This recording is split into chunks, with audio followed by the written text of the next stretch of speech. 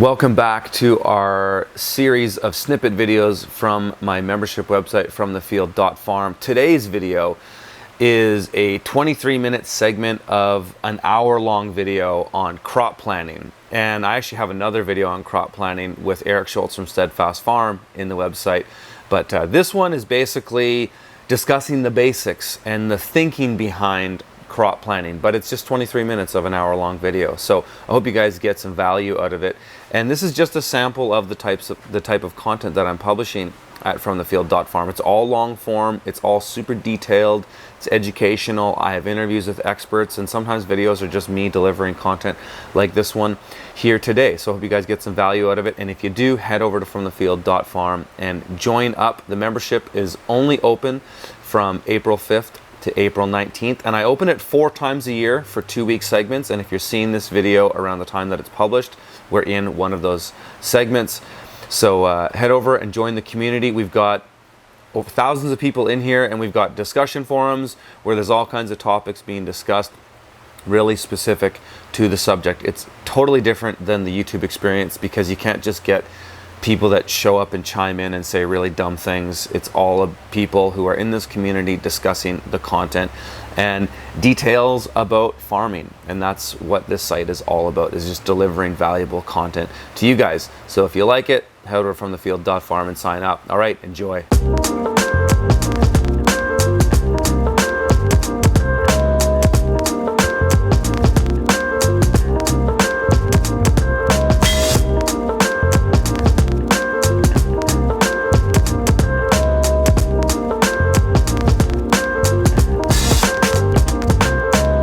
What we're going to cover in this video is a real basic understanding of how crop planning works.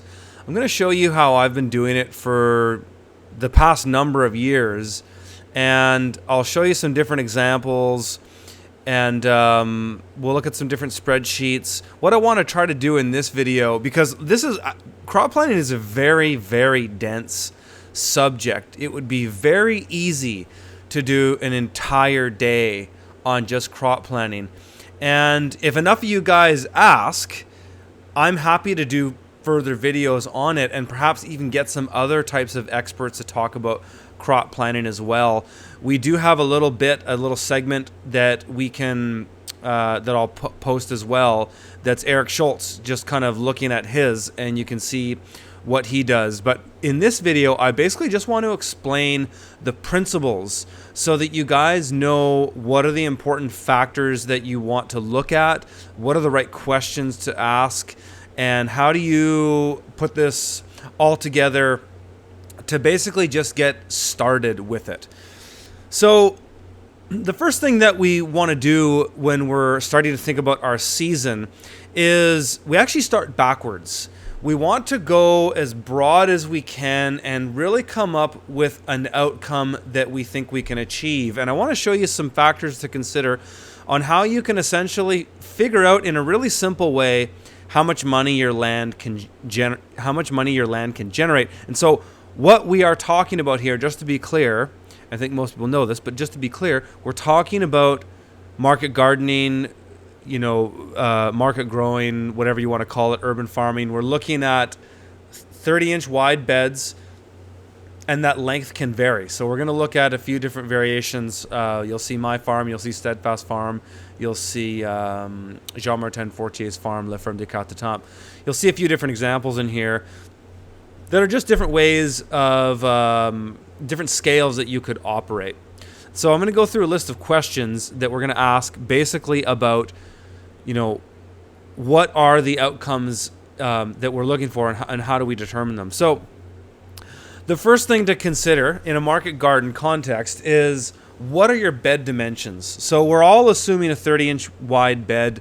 That's become the industry standard in market gardening. But your lengths may vary. So you might have a 25-foot bed. Back in my early days as an urban farmer, especially at the start, I did everything in 25-foot beds. And in fact, my book, I write about that. When I'm writing an updated version for my book, and I'll be kind of updating that a little bit just to talk about different bed dimensions and how I've used different dimensions and for what reasons and all that. But I used to do 25-foot beds. Later on, we basically tried to establish a 50-foot standardized bed, and we could basically get a 50-foot bed everywhere except the odd little place here and there, and that became our standard. Now, if you're a medium or larger scale market garden, you might be doing beds that are 100 feet long. And of course, you can go well above and beyond that. You know, if you're a tractor-based farm, you might have 1,000-foot beds. But we're not going to talk about that. We're going to talk about beds within these dimensions right now. So first, for determining our outcomes and what we can, the kind of revenue we can generate from a farm, we want to know what our average bed unit size is. And so it could be 25, could be 50, could be 100. And I'll circle back to this.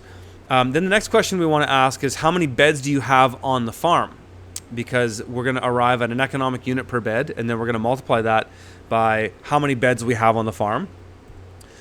Another question we want to ask is, are you using blocks? And we'll circle back to each one of these. And by that, I mean, are you grouping your beds into areas of blocks? If you guys saw the first Steadfast Farm video we did, and even if you saw the farm design video I did the next week, I touched on this a little bit, and there's different reasons for doing blocks. A lot of it has to do with just ease of production planning, but there's a lot of production advantages actually just in the field as well. In this presentation, we'll be talking more about it from a planning perspective, and near the end of this presentation, when I show you a bit of Jean Martin's farm plan, you'll kind of see how blocks really make sense in their context. But, you know, for blocks, you really got to have the space to use them. On my farm, it was more about the urban plot itself was the block. And part of the challenge with that in sort of standardization of production planning is that not all the plots were the same size. So a good farm that's using blocks is going to have a standardized block of like 10 to 12 beds. But I can't really get that on my urban farm. Some plots had 11 beds, some plots had 20 beds, some plots had 6 beds. So I didn't really use blocks in my farm planning. I was pretty much looking at the individual bed. Now, the next thing we want to consider is how many beds are high rotation, birotation, or single crop. And this is terminology that I created in my book. And you don't necessarily need to understand it to do crop planning. People don't have to use my way of doing this. I'm just kind of showing you what I've done. High rotation is, actually, I'll circle back to it. It's just basically just referring to how many rotations each bed is going to have, because that's also going to determine how much revenue that crop or that bed can actually produce as a unit. So these are important questions to ask. And then lastly, we're looking at how many marketing weeks can we target in a growing year or a growing season, whatever you want to call it. You might live in Arizona and you can essentially grow every week of the season, or you might live somewhere like I do in Canada, where you've got about 35, maybe 40 weeks of field production, and then anything else you do on top of that, it's going to be things like indoor microgreens in a greenhouse like this, or some kind of heated greenhouse. But we won't touch too much on that one in this presentation because I don't want to open too much of a can of worms. What we're going to talk about here is basic field production, and that could be implementing simple season extension like caterpillar tunnels and low tunnels. A lot of those things are actually a given when you're farm planning. The other thing we're not going to look at too much in this presentation either is like year-round high tunnel production, because that's a whole other can of worms too that perhaps we can save for another conversation, depending on, if there's a demand and people are asking for that kind of thing. I'm happy to look further at it and also talk to other experts. So let's just circle back to our bed dimensions. So what are your bed dimensions? On my farm at Green City Acres, in the later years, we did everything into a 50-foot standardized bed, except the odd bed here and there, just because of geographical limitations. Might have been a neighbor's fence or a corner of a plot where I couldn't get quite 50 foot. I would have the odd 25 or even a 35-foot bed. For the most part, our farm, we targeted a 50-foot bed. And in when I look at all of my average yields of all my crops over the years, I came up with some basic benchmarks. And these are just guides, and you don't have to take them literally, but they're just a place to start, and you might find that you have little tweaks in there to make too. But what I found is that on average, one crop in a 50-foot bed will yield about $400. And so in this photo here, we're looking at Salanova lettuce on landscape fabric. This is before we were using the paper pot transplanter. This means that on a Salanova bed, which is actually more, and so what I'm talking about here is averages of all crops across all time in my farming career to come up with this average. But just to give you an example, when I say the average yield of a bed, I'm referring to that crop, and it might have multiple cuts. So that Salanova you can see, and there's actually a few different successions. One has been just harvested like minutes ago. One's kind of growing back from the next week, and then another one is going to be harvested next week. So there's 3 weeks of succession there. And that'll typically happen with one bed. You'll get 2, maybe sometimes 3 cuts of it. So what I'm talking about for average yield is the overall crop, what was pulled off that bed total until the next crop was planted. That's what I'm talking about when I say an average yield. So I can get an average yield of $400 per crop. So this means in a high rotation bed, which is these, high rotation refers to crops that are highly rotated. They're usually quick growing crops, so things that have a 60-day or less to maturity. So lettuces, radishes, arugula, sometimes baby carrots in the summer, I can get them within 60 days.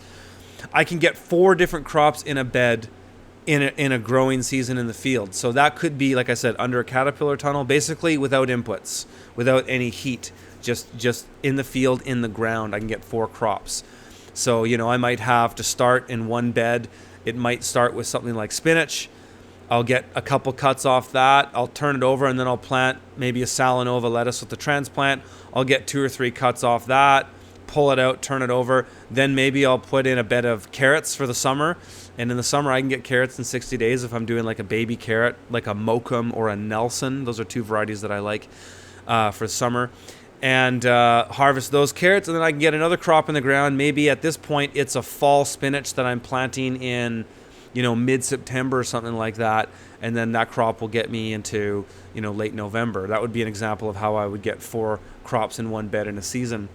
And you can push the limits, but what I'm talking about here is averages. And on our farm, in our high rotation areas, we're getting on average 4 crops. Sometimes it's 3, sometimes it's as high as 6. Just kind of depends on the crop specifically and the season a bit. There's some variation. But you can see, if I can get 4 crops in a bed at $400 on average per crop, I can get $1,600 per bed per season. And so this is actually quite a conservative estimate, because I came to these numbers by basically, just like I said earlier, averaging all of my crops over time, average yields for many years, and coming up with this average. And so that's considering things that are crop failed, extremely good yields, and so on and so forth. Because one example here is with Salanova lettuce. There's some times where I actually get $1,600 of Salanova lettuce just from one crop. So I might get 2 or 3 cuts on that Salanova, but at $8 to $10 a pound, if you can get that price, which I do. Actually, I get anywhere between $6 and $10 a pound. I can sometimes on one crop get $1,600. So there is big variation here. And again, this number is just a benchmark, because what I want to do here is illustrate to you that if you understand these principles, you can take your land and just come up with some basic quantifications to come up with a number to say, hey, if I have 100 beds and I can do $1,600 a bed, if you're looking to do just high rotation crops, you can make $160,000 on a farm like that. So numbers to consider. We'll keep going on, and you'll see what I mean by this. So, if you had a 25-foot bed, we just, split in the numbers in half, $200 per crop, 4 crops on a bed, you get $800 per season. Now, if you go to bigger beds, like 100-foot beds, the numbers are double, right? So $800 per crop. A high rotation bed at 100-foot can get about $3,200 per bed per season.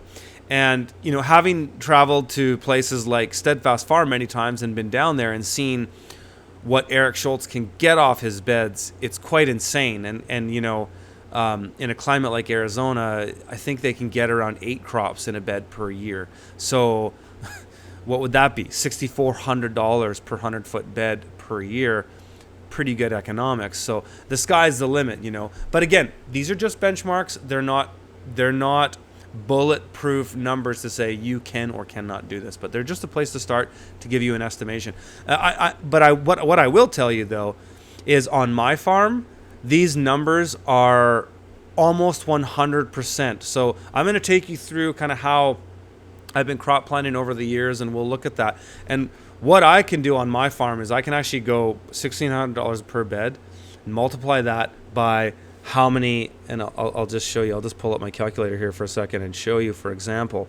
I think I have 46 beds on our farm times 1,600 is $73,600. So that's very accurate from our field production. We do about another 25,000 in microgreens. So that's very accurate on our farm. And so, you know, that's just an example of how that benchmark works really well for us. But again, it might not be perfect for everybody, but again, it's a place to start. So, I just want to explain the different types of rotations that we might do on a farm. And so, you might have some areas on your farm that are high rotation, where, like we just talked about, have 4, maybe even more crops in a bed per season. These are quick growing crops.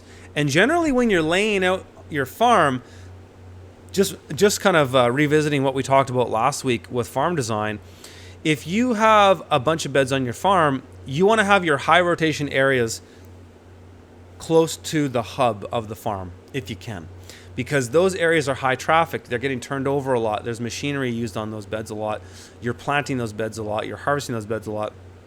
It's important to have those close to your main zone of operation. Just sort of a principle if you're thinking about design. And then you've got areas we call bi-rotation. So they're areas that are quite a little bit less intensive. You might only have 2 crops in there in a season. For us on our farm, I've always thought about it this way. So a bi-rotation area or bed makes half of what a high rotation area does because it has 2 crops in it. Usually the way I divided this up is there was a primary crop in there and then there was a secondary crop. The primary crop could be just like in this example here. It could be a kale crop that was transplanted in the ground in April that might have started in the nursery in early March or even late February. And then that crop was in the ground until mid to late July. We usually pull our kale in the summer, and then I'd have an opportunity to get another crop in the ground that could be a long-going summer crop, like maybe it's a Salanova lettuce that gets cut multiple times. Or I could even maybe get 2 more crops in there that were maybe a radish and then something like arugula or spinach after that. That's what a bi-rotation area would look like. And I'm even touching on a tri-rotation area on what a 3-crop succession would look like. But that's just to give you an idea. And sometimes these bi-rotation areas flip the other way around, where you would have a secondary crop going in first, like a quick growing early crop, salad greens, any kinds of lettuces, spinach, radishes, turnips, things like that. And then you have your primary crop, in this case, in that image there, which is like a summer squash, a patty pan squash that pretty much gets planted mid to late May and stays in the ground all summer. So that's how we could get, 2 rotations.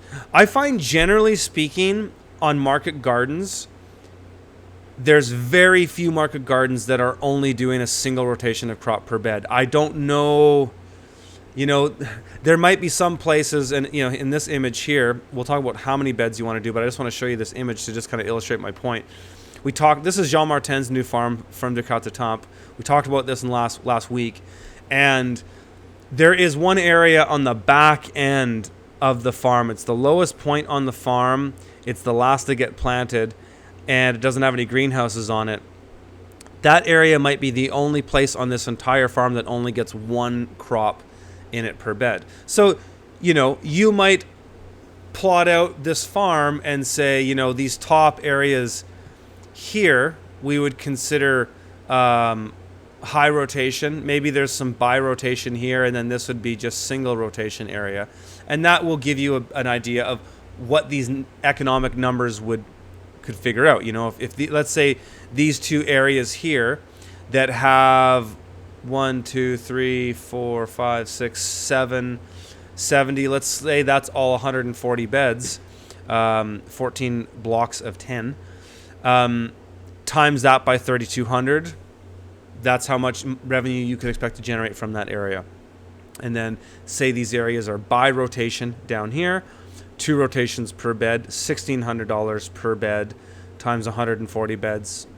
What is that? So that's the basic idea. Now let's just kind of go forward and talk about, how many beds. So this will give you an approximate economic figure to work from, because then you just have an idea of what your farm can produce. So here at Farm du Temps, that's what FQT stands for, just abbreviation.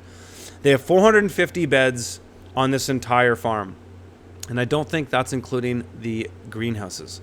Let's just call it, for the sake of the discussion, 450 field beds. Right, so no major season extension on them except some caterpillar tunnels and maybe low tunnels. But there's no permanent infrastructure like high tunnels or heated greenhouses on them. So if we averaged 2 rotations per bed at 450 beds, that's $800 per crop at $1,600 a bed. We could expect a ballpark figure of $720,000 from the field. And they actually achieved around that this year. I think, I'm pretty sure they did more than that. But so the thing that's important to understand about this number is it is sort of we're not taking into considering marketing potential. We're basically saying that if you had this many crops in each bed and harvested and sold that crop all year, you could expect this much money. But the big wild card here is, can you sell all that stuff, right? And that's a whole other conversation.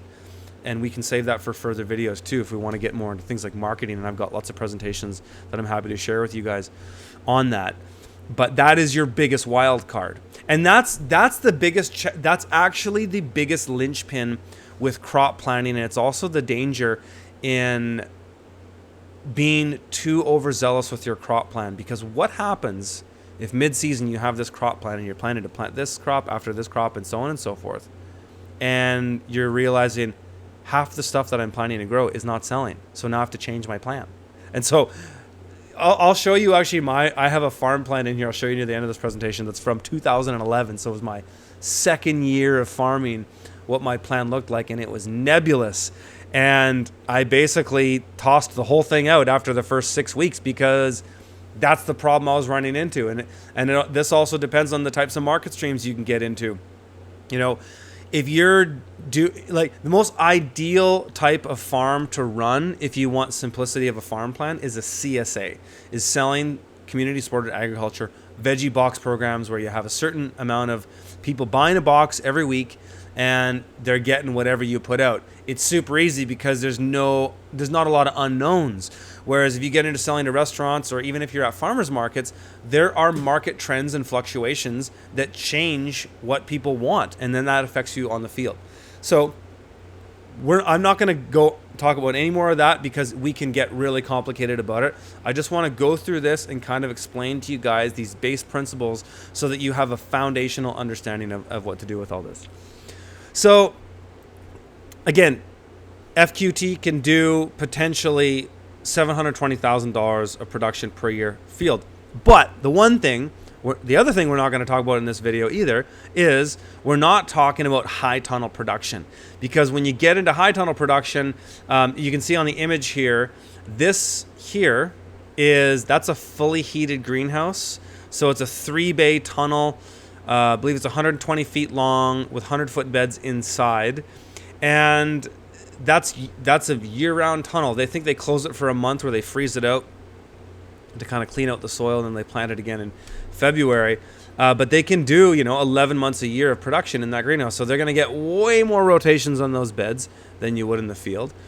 And then these next 3 high tunnels here, these aren't heated tunnels, but they are double polyed, ventilated. They're really, really buttoned up greenhouses that can extend the season quite a lot too. So they might get 6 crops in a season out of that. And this in Quebec here, this is in a zone 4.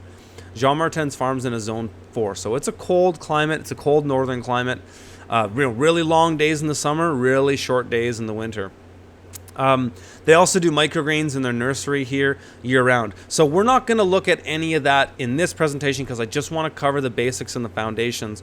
And if you guys are asking for it, I'm happy to circle back to any of these particular subjects and delve more into them because there's a lot more detail we can get into on this. And so to save this presentation from being an entire day long, I just want to cover the foundations so that you guys have a good understanding of that.